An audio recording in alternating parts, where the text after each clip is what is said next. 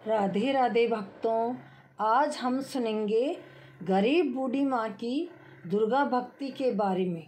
तो भक्तों, सब मिलकर बोलो, रिद्धि सिद्धि के देने वाले भगवान श्री गणेश जी की जय, माँ दुर्गा की जय, सभी देवी देवताओं की जय। आइए भक्तों, अब सुनते हैं कहानी। एक बूढ़ी माँ थी, वह अपने 2 बेटे बहू के साथ रहती थी। बूढ़ी माँ हमेशा दुर्गा माँ की भक्ति किया करती थी और दान करती थी, क्योंकि बुढ़िया को कोई नहीं पूछता था। इस दान पुण्य से उसकी बहुएं बहुत परेशान थी। उन्होंने अपने पतियों से कहा कि आपकी माँ प्रॉपर्टी के सारे पैसे दान में लुटा देगी, फिर हम क्या करेंगे। तब बड़ी बहू ने कहा, हम ऐसा करते हैं कि हम प्रॉपर्टी का बंटवारा कर लेते हैं, सबको अपना अपना हिस्सा मिल जाएगा। तब बड़े बेटे ने अपनी माँ से कहा, माँ, हम चाहते हैं कि घर का बंटवारा हो जाए और हम दोनों भाइयों को आधा आधा हिस्सा मिल जाए। माँ ने कहा, ठीक है, तुम्हें जैसा अच्छा लगता है वैसा कर लो। मैं तो यह चाहती हूँ कि तुम मिलजुल कर रहो। अब बड़ा भाई बंटवारा करने में लग जाता है। धीरे धीरे वे रुपया पैसा, यहाँ तक कि घर की भी आधा आधा बांट लेते हैं।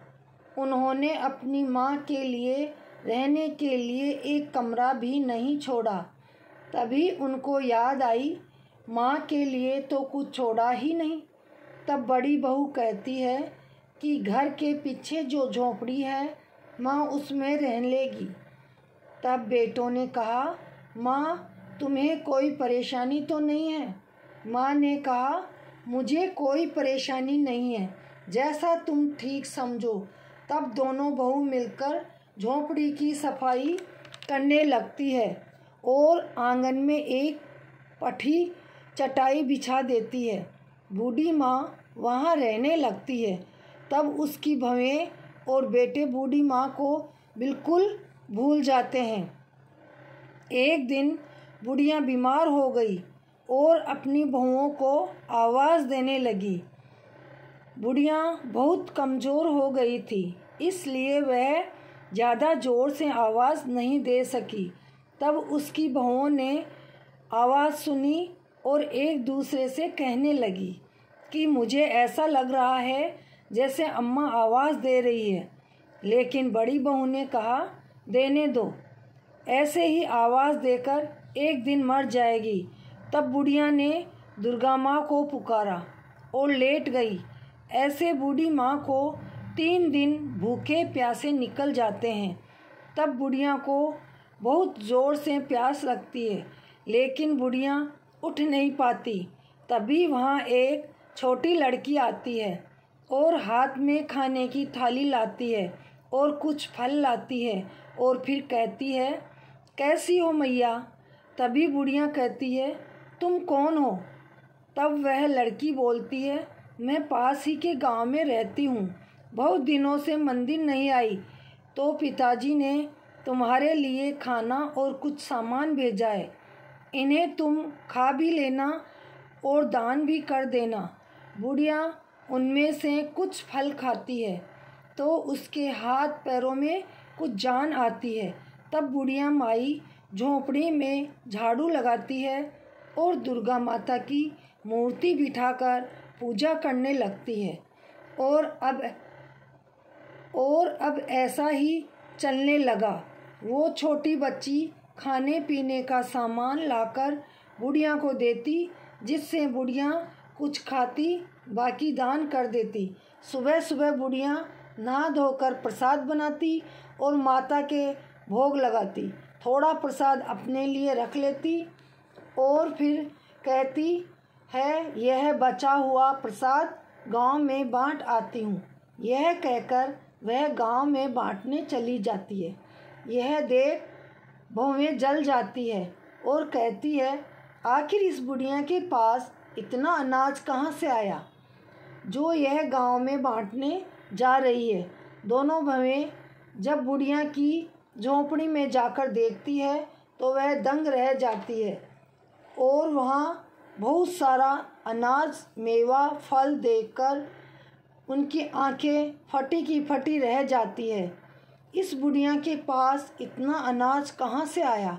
हमने तो सोचा था कि इसको झोपड़ी में भेज देंगे और थोड़े दिनों में सड़कर मर जाएगी। तब छोटी बहू बोली कि इस बुढ़िया ने अपने ही घर से अनाज चुरा लिया होगा, चलो इसे उठाकर ले जाते हैं। यह कहकर वह वहाँ रखा सामान उठा ले जाती है। जैसे वह सामान को अपने घर में लाती है, कोड़ी बन जाती है और सामान भी गिर जाता है। तभी उनके दोनों बच्चे उन्हें देखकर ज़ोर ज़ोर से रोने लगते हैं। तभी उनके पति वहाँ आ जाते हैं और उनसे पूछते हैं ये क्या हो गया, लेकिन वे कुछ नहीं बताती। तभी दोनों बच्चों ने कहा माँ दादी की झोंपड़ी से सामान चुराकर ला रही थी, तभी वे ऐसी हो गई। उनके पतियों को कुछ समझ में नहीं आया कि वे क्या करें। तभी धीरे धीरे भीड़ इकट्ठी हो गई। जब बुढ़िया गांव से आती है तो वह भीड़ को देखकर चौंक जाती है और अपने बेटों से पूछती है यह क्या हो गया, यहाँ क्या हो रहा है। और अपनी बहुओं को इस हालत में देखकर वह दुखी हो जाती है और उसकी आंखों से आंसू आ जाते हैं। तब वह अपने बेटों से पूछती है, बेटे सभी हाल सुना देते हैं। तब बुढ़िया दुर्गा माँ से कहती है, हे माँ मैं क्या करूँ, ये क्या हो गया, मेरे परिवार में कैसी समस्या आ गई, कुछ रास्ता बताओ।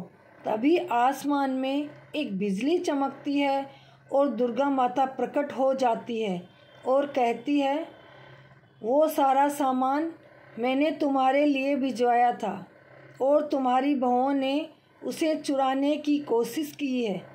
तब बुढ़िया कहती है माँ मुझे माफ़ कर दो और इन दोनों को ठीक कर दो, नहीं तो मेरे बच्चों का क्या होगा। तब माता रानी कहती है तुम मेरी भक्त हो और तुम्हारे कहने पर मैं इनको माफ़ कर देती हूँ, नहीं तो इनके कर्म माफ़ करने योग्य नहीं है। तभी बहुएं ठीक हो जाती है और अपनी सास के पैर में गिर जाती है। तब बुढ़िया माई उनको उठाती है और कहती है कि तुम मेरे बच्चे हो, तुम कितनी भी गलतियां करो मैं माफ़ कर ही दूंगी। तब बेटे बहू बुढ़िया माई को घर के अंदर ले जाते हैं और दोनों बहुएं सास की खूब सेवा करती है और उनका पूरा परिवार सुख से रहने लगता है। बोलो दुर्गा माता की जय। हे दुर्गा मैया, जैसे उस बुढ़िया माई को दिया वैसा सबको देना, कहानी कहने वाले को, सुनने वाले को, हुंकारे भरने वाले को, पूरे परिवार को देना। बोलो दुर्गे मात की जय।